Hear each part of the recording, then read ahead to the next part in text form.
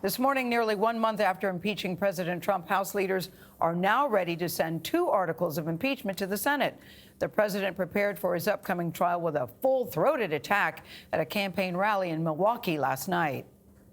Democrats in Congress are wasting America's time with demented hoaxes and crazy witch hunts that have been going on, by the way, from the day I came down the escalator with our future First Lady. Nancy Cordes is inside the U.S. Capitol with more on this part of the story. Nancy, how do we expect this all to play out today?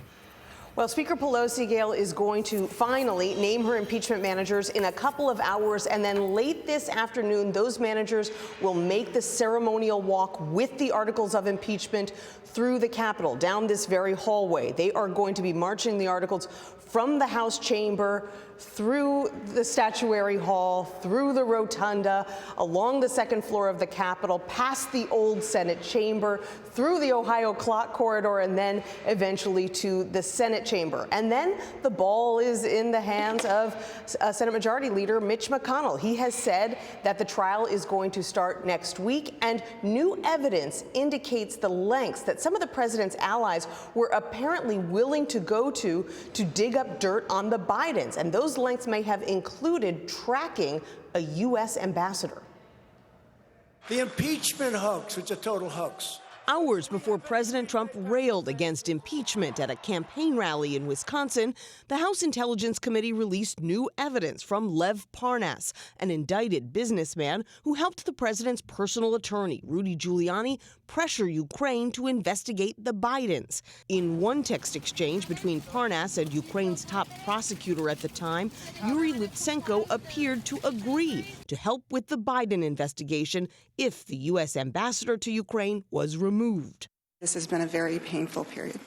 Former Ambassador Marie Yovanovitch testified last year that she was ousted after being smeared by the president and his allies, including Parnas. Text messages suggest Parnas and his associates were tracking her movements. In one text, Robert Hyde, a Trump donor, tells Parnas they know she's a political puppet. They will let me know when she's on the move. In a statement, Yovanovitch's lawyer called for an investigation, writing the notion that American citizens and others were monitoring Ambassador Yovanovitch's movements for unknown purposes is disturbing. Democrats do acknowledge that Parnas himself has some credibility problems. You think he may not be a reliable witness? Somebody who's been indicted for multiple felonies? Yes.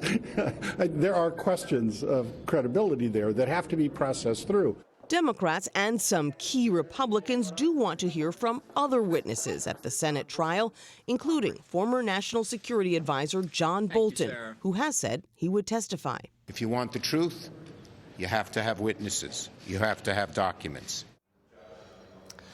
Senate Leader Mitch McConnell is apparently considering some pretty unprecedented restrictions on media coverage of this upcoming Senate trial, restrictions that would include cutting off reporters' access to senators and allowing just one video camera and no photographs or audio recordings of the trial while it is taking place. The Standing Committee of Correspondence, which is a group of reporters who cover Capitol Hill, sent a letter to senators saying that the restrictions, quote, keep reporters from fulfilling their constitutional obligation to inform the public about what elected officials are doing on their behalf. So this is a debate that's going to be raging over the next few days, Tony. And we'll be following it, Nancy. Thank you very much.